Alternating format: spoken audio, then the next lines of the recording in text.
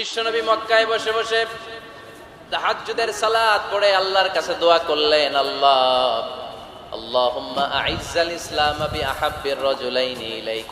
ও আল্লাহ, দুইজন লোকের নাম বলবো, দুইজনের দরকার নাই, এই দুইজনের একজনকে আপনি ইসলামের সুশীতল ছায়া তোলে এনে ইসলামকে বিজয় দান করে দেন।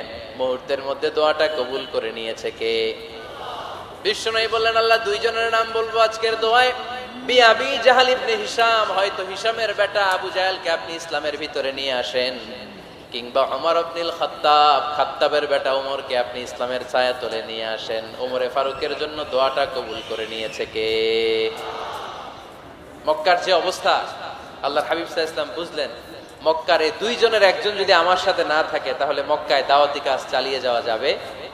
আল্লাহর বললেন, আল্লাহ, বেশি চাই না, এই দুইজনের একজন, হয় আবু জাহেল নয়